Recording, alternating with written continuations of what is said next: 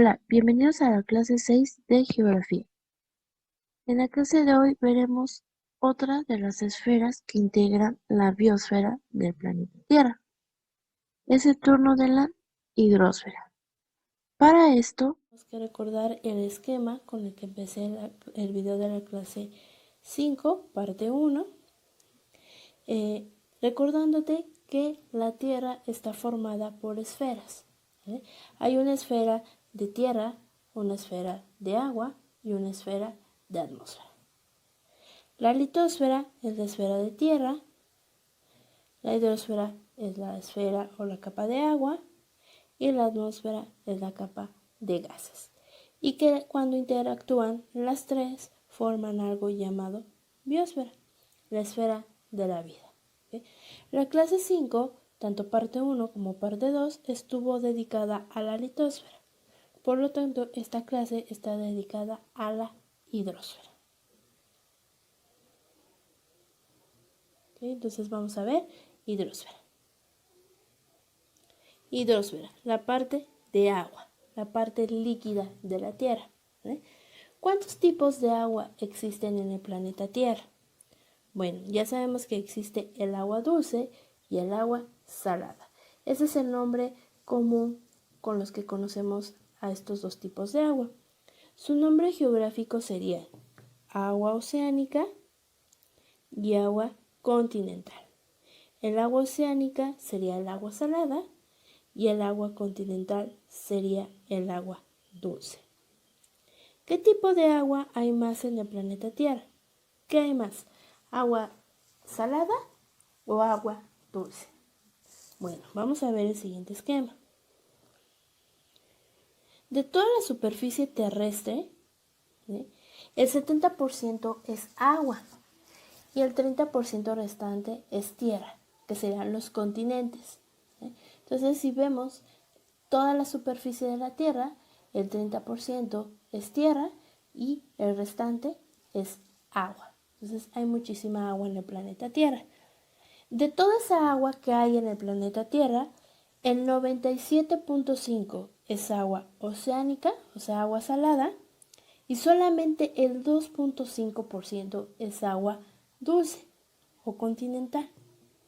Entonces, acuérdate que el agua dulce y continental es la que consumimos. No consumimos agua salada. El agua que consumimos, la que utilizamos como agua potable, es el agua dulce. Y no solamente nosotros los seres humanos, sino demás especies de seres vivos consumen agua dulce.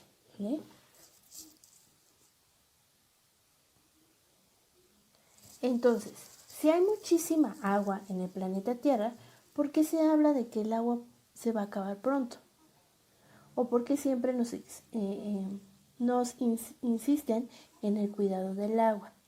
Pues vamos a ver un ejemplo que siempre aplico yo en mis clases para que veas la dimensión y tú mismo me digas si hay agua o no hay agua para nuestro consumo. Entonces recuerda, el 97.5 es salada y el 2.5 es dulce. Vean, este ejemplo siempre lo pongo en las clases. Por cada 1000 litros de agua que hay en el planeta Tierra, el 97.5 es agua salada y el 2.5 es agua dulce. Si sacamos los porcentajes correspondientes, el 97.5% sería 975 litros y el 2.5 de 1000 es 25 litros. Eso quiere decir que por cada 1000 litros de agua que hay en el planeta Tierra, 975 litros es agua salada y solamente 25 litros es agua dulce. ¿Vale? Entonces, por cada 1000 litros de agua solamente tenemos 25 litros de agua dulce. Y la cosa se complica un poco más, porque de esos 25 litros de agua dulce, el 98% está congelada, está en glaciares, está en los polos. ¿Vale? Y solamente el 2% de esos 25 litros es agua que podemos consumir. Si sacamos los porcentajes correspondientes, El 98% son 24.5 litros y el 2% es 0.5 litros, es medio litro. Entonces, por cada 1000 litros de agua que hay en el planeta Tierra, solamente tenemos medio litro para consumo, no solamente de seres humanos, sino también de otras especies. Entonces, ¿hay agua o no hay agua en el planeta Tierra? Sí hay muchísima agua, pero para consumo humano y de otras especies hay muy poca. ¿Vale? Por cada 1000 litros solamente hay agua disponible medio litro. A eso agrégale que el agua es un recurso natural no renovable. El agua potable es potable una sola vez. Una vez que utilizamos el agua, no vuelve a ser potable. Sí se puede volver a utilizar, pero ya no como agua potable. Sería agua tratada o agua residual, pero ya nunca agua potable. El agua potable es potable una sola vez. Y por más que se trate de limpiar en purificadoras con millones de filtros, no vuelve a ser potable. Para que te quede más claro esto, ¿no? Te recomiendo que veas el documental de la caca. Es un documental hecho por 31 minutos. ¿Vale? Trata de cómo limpian el agua residual en Chile. No sé si has visto alguna vez 31 minutos. Y no sé si sepas que es un programa chileno, grabado en Chile. Entonces, en ese documental, el conejito rojo, que se me olvidó su nombre, va a visitar una purificadora en Chile de agua. Y el que le explica el proceso de cómo se limpia el agua en Chile es un peluche en forma de gotita. Entonces, en ese documental se ve cómo llega el agua residual, ¿no? De los baños, de las casas, y se ve como si fuera ácido, hasta está hirviendo, y se ve todo el proceso que se utiliza para limpiar esa agua. Y el documental termina diciendo de como, ¡ay, qué rica agua! Tan transparente y limpia, se me antoja un vasito de agua. Y la gotita le dice, no puedes consumir esa agua, porque por mucho que la veas limpia, ¿no? Sigue estando sucia, ¿no? Entonces, ningún proceso limpia completamente el agua ya utilizada. Te voy a poner ahí en el grupo de Facebook el link del documental de la caca para que veas de qué te estoy platicando. Entonces, el agua es potable una sola vez y por más que se limpie, no va a volver a ser potable. Entonces, por cada 1000 litros de agua solamente tenemos acceso a medio litro. Ese medio litro que tenemos, ¿dónde se utiliza? Bueno, las tres actividades que más utilizan agua potable, es decir, agua dulce, es el sector agropecuario, el sector industrial y la actividad doméstica en las casas, las ciudades. Esas son las tres actividades que más agua potable consumen.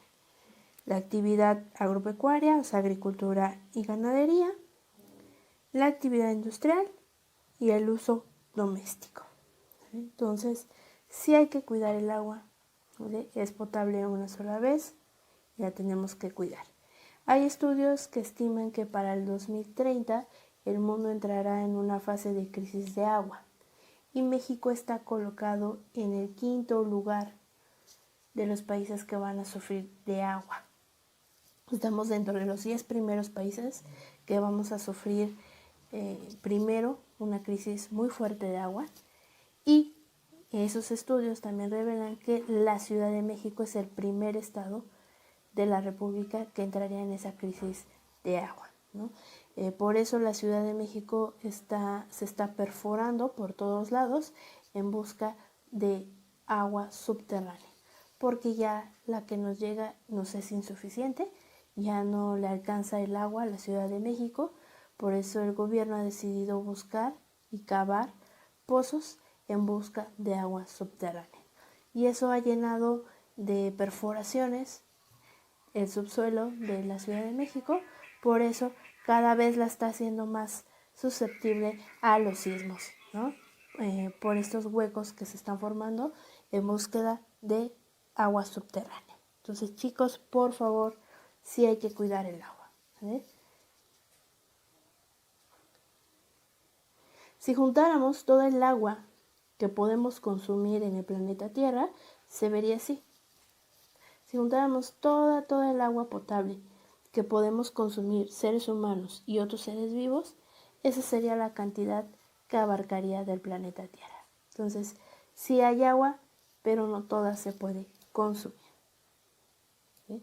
Entonces, ¿cuántos tipos de agua hay? Hay agua oceánica, que sería la salada, y hay agua continental, que sería el agua dulce. De estos dos tipos de agua, la que más hay es agua oceánica. Y la que utilizamos como agua potable para consumo humano y de otras especies, pues es el agua continental, el agua dulce. Vamos a empezar hablando de el agua oceánica. ¿Dónde vamos a encontrar el agua oceánica? Bueno, como su nombre lo dice, la vamos a encontrar en océanos y mares. Ahí es donde está colocada el agua oceánica, en océanos y mares. ¿Cuál es la importancia del agua oceánica? La esfera de agua es muy importante para el planeta Tierra por dos cosas. ¿Por qué es importante el agua para el planeta Tierra? En primer lugar, porque genera vida, ¿no? Hay una frase que se dice constantemente de que el agua es vida. Y efectivamente, sin el agua en el planeta Tierra no existiríamos los seres vivos. ¿Sí? Todos los organismos vivos necesitamos agua. ¿Por qué creen que cuando se explora un planeta siempre lo primero que se va a buscar es si hay agua? Porque si hay agua sería en gran parte habitable, ¿no? Después se buscaría oxígeno, ¿no? Si la esfera de gas es adecuada para el ser humano, pero siempre cuando se hacen exploraciones en otros planetas se va en busca de agua, porque el agua es vida. Entonces, sin el agua en el planeta Tierra no se hubieran generado los seres vivos. Y en un inicio, el planeta Tierra, cuando se empezó a formar, era una bola totalmente de fuego, ¿no? Era una roca caliente. Lo único que había era núcleo y manto. Cuando ese manto se fue enfriando, formó la corteza terrestre. Era pura tierra, pura roca seca, ¿no? Pero no había agua. ¿Cómo llegó el agua al planeta Tierra? Bueno, pues se dice que llegó contenida en meteoritos que chocaron con el planeta Tierra y al chocar esos meteoritos se desintegraron y las gotitas de agua que venían adentro de los meteoritos se fueron quedando en el planeta Tierra. Imagínate cuántos meteoritos tuvieron que haber chocado con la Tierra para formar el océano. Pues fueron miles de millones de meteoritos que se estrellaron con la Tierra. Gracias a esa llegada de esos meteoritos que chocaron con la Tierra, se desintegraron y las gotas de agua que venían adentro se quedaron, se formaron los océanos y ahí, a partir de ahí se conformó la vida orgánica, ¿no? Los seres vivos, desde los microorganismos más chiquititos hasta la evolución, ¿no? que tenemos ahorita. Entonces, esa es la gran importancia del agua, que genera vida. Y la segunda es que es el agua la que regula la temperatura de la Tierra. Yo siempre les he dicho a mis alumnos que hay que ver a la Tierra como un ser vivo grandote. El planeta Tierra se va a comportar como un ser vivo, ¿no? Si algo le molesta, si algo le incomoda, el planeta Tierra va a reaccionar. Entonces el planeta Tierra también tiene reacciones naturales, como la tenemos nosotros. Por ejemplo, si estamos en medio de los rayos del sol, pues nuestra temperatura corporal va aumentando. ¿Qué hace nuestro cuerpo para regular nuestra temperatura? Pues sudamos, ¿no? El sudor es el mecanismo que tiene el cuerpo humano para que el cuerpo no eleve su temperatura. Lo mismo va a hacer el planeta Tierra, pero a nivel macro. ¿Con qué lo va a hacer? Con el agua. El agua es la encargada de regular la temperatura de la Tierra. Entonces, esas serían las dos importancias del agua. En específico, ¿qué importancia tiene el agua oceánica, el agua salada para el planeta Tierra? Bueno, que esa regulación de la temperatura justamente viene con el agua del océano. Son los océanos quienes regulan la temperatura de la Tierra. Entonces, importancia del agua oceánica, regula la temperatura de la Tierra. En el agua oceánica, en los mares, en los océanos, vive el plancton. Sí, así como lo oyes, el plancton. ¿Vale?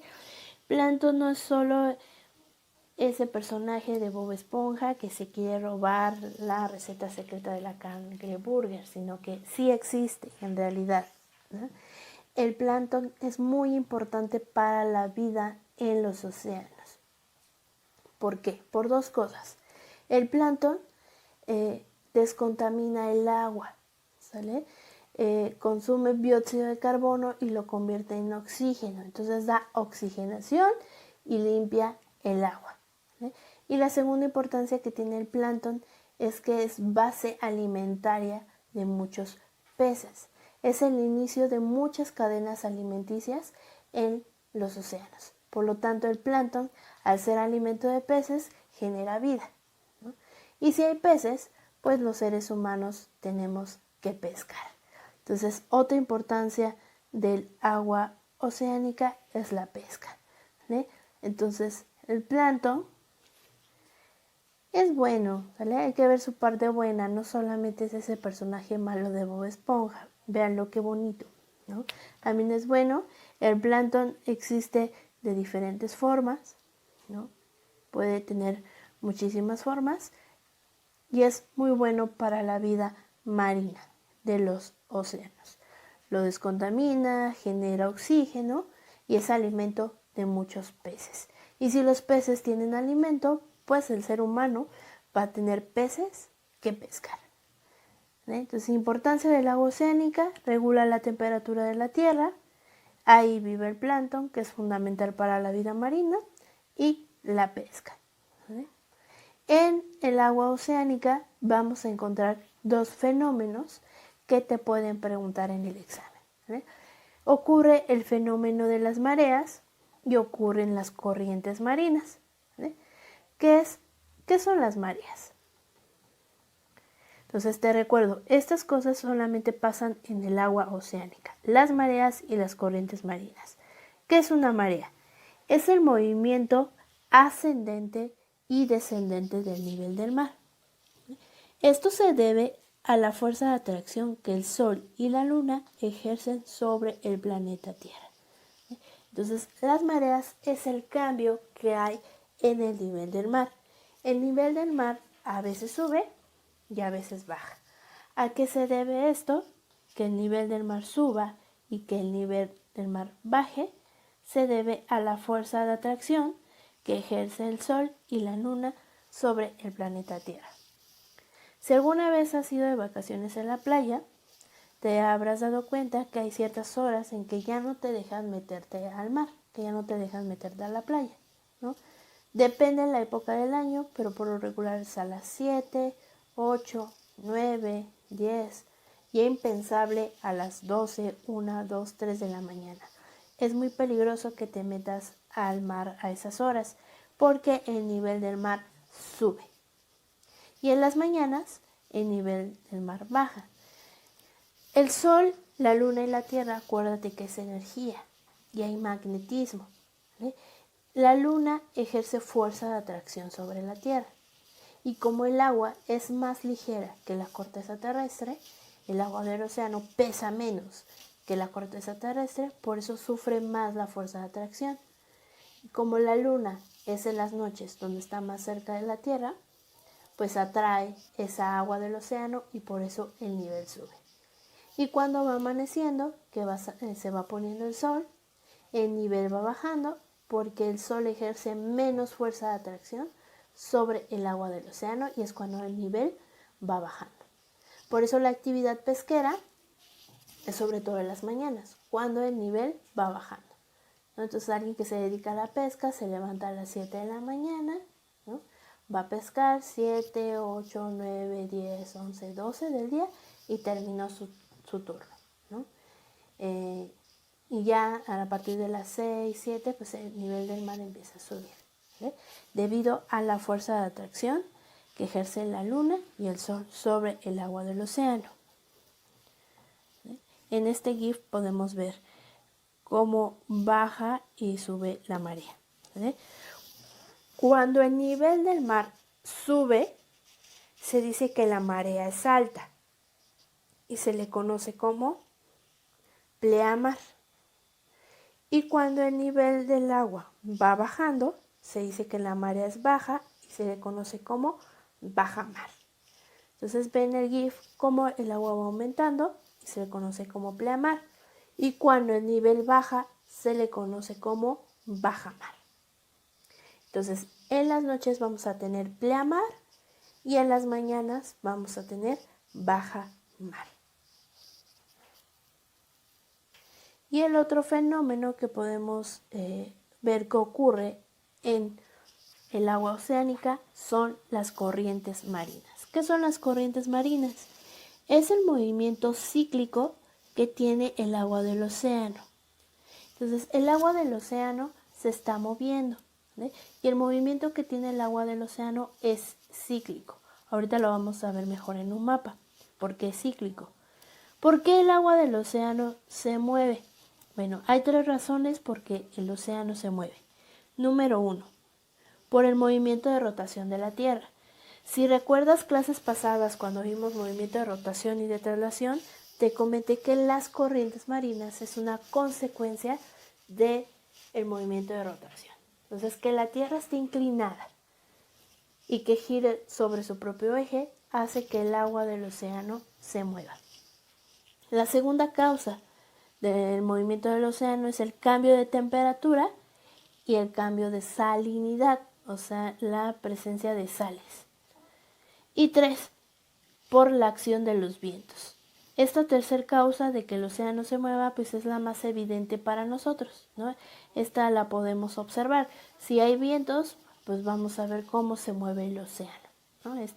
Esta causa es más visible para el ojo humano a comparación de las otras dos. Entonces las corrientes marinas es cuando el agua del océano se mueve, el océano se mueve de manera cíclica y las causas son movimiento de rotación, cambio de temperatura y salinidad y por la acción de los vientos. Las corrientes marinas se dividen, ¿vale? Las podemos dividir por su profundidad o las podemos dividir por su temperatura. Si las corrientes marinas las estudiamos por su profundidad, vamos a ver que hay de 2 tipos. Hay corrientes marinas profundas y hay corrientes marinas superficiales. ¿Sí? ¿Qué es una corriente marina profunda? Es cuando se mueve la parte baja del océano, o sea, la parte como más profunda. Y una corriente marina superficial es cuando se mueve solamente la parte de arriba del océano. Ahora, si las corrientes marinas las estudiamos por su temperatura, vamos a ver que hay corrientes marinas frías y corrientes marinas cálidas. ¿Esto a qué se debe? Depende de dónde viene el agua. Si es agua que viene de los polos, va a ser una corriente fría. Y si es agua que proviene de la parte del ecuador, va a ser una corriente cálida. Y esto va a influir, por ejemplo, en la actividad pesquera, ¿no? Hay especies que viven en agua fría y hay especies que viven en agua cálida. Por eso depende de la posición que tenga cada país, va a pescar cierto tipo de especies marinas, ¿no? Países donde pase corriente fría, pues van a pescar especies de corriente fría, como salmón y bacalao. El salmón y el bacalao son especies de agua fría. Y países que se encuentren ubicados más cerca del Ecuador, por donde pase una corriente cálida, van a pescar especies de corriente cálida, como es el camarón o la jaiba, que viven en corrientes cálidas, ¿vale? Entonces, corrientes marinas profundas, cuando se mueve la parte baja del océano, superficiales, cuando se mueve la parte de arriba, corrientes marinas frías, es agua que viene de los polos, y corrientes marinas cálidas, es agua que viene del Ecuador. Y lo podemos ver en el siguiente mapa. Este mapa es un mapa de corrientes marinas, ¿vale? Ya se sabe por dónde pasa ese movimiento del agua y se puede mapear, ¿no? Se puede poner en un mapa. En un mapa de corrientes marinas siempre se manejan estos 2 colores. Se marca de color rojo corrientes cálidas y se marca de color azul corrientes frías. Si ves las flechas rojas, que marcan las corrientes cálidas, se ve cómo es agua que parte del ecuador, o sea, de esta parte media, y baja al polo sur o sube al polo norte y se regresa. Por eso las corrientes marinas tienen este movimiento cíclico. Y las corrientes frías, que están marcadas en azul, es agua que proviene del polo norte, baja a la parte del ecuador y se regresa. O es agua que viene del polo sur, sube, llega al ecuador y va a bajar, ¿vale? Por eso el movimiento de las corrientes es cíclico. Y esto pues lo aprovechamos, como ya te comenté, tanto nosotros los seres humanos para la pesca, y las corrientes marinas también son aprovechadas por las mismas especies marinas. No sé si has visto la película Buscando a Nemo, y hay una escena que se ve cómo viajan las tortugas en el interior del océano. Pues las especies marinas conocen por dónde se mueven las corrientes marinas y las usan como caminos. Por eso no se pierden. Por eso las especies que migran saben a dónde llegar y saben cómo llegar, porque se mueven por medio de las corrientes marinas. Y nosotros aprovechamos eso. Nosotros los seres humanos aprovechamos que las especies aprovechan las corrientes marinas y sabemos por dónde puede pasar una especie, ¿no?, para poderla pescar, ¿no? Entonces, ese es el aprovechamiento que los seres humanos hacemos de las corrientes marinas, sobre todo para la pesca. Entonces, esa puede ser pregunta de examen. Las corrientes marinas nos ayudan a nosotros a la actividad pesquera. Entonces, aquí vemos las flechas rojas, que son corrientes marinas cálidas, y las flechas azules, que son corrientes marinas frías. Algunas importantes, ¿no? No vamos a ver todas, te voy a mencionar algunas que son importantes. ¿Por qué estas son importantes? Porque son las corrientes marinas donde más se pesca en el mundo, ¿sí? Los países pesqueros más importantes del mundo son Canadá, Estados Unidos, Perú, Chile, en Europa una Noruega, ¿no?, Rusia y Japón, ¿no? Japón es el país pesquero número 1 del mundo, es el que más pesca, y ahorita vamos a ver por qué es el país que más pesca del mundo. Entonces, las corrientes marinas que te voy a mencionar ahorita son las más importantes porque es donde más se pesca en el mundo. Entonces, vamos a empezar con corrientes frías. Esa sería la corriente de California, es corriente fría. Tenemos la corriente fría de Labrador, ¿no?, que recorre Canadá. Tenemos la corriente fría de Humboldt, que pasa por Chile y Perú, países pesqueros importantes. Y tenemos la corriente fría de Oyashio, que pasa por la isla de Japón.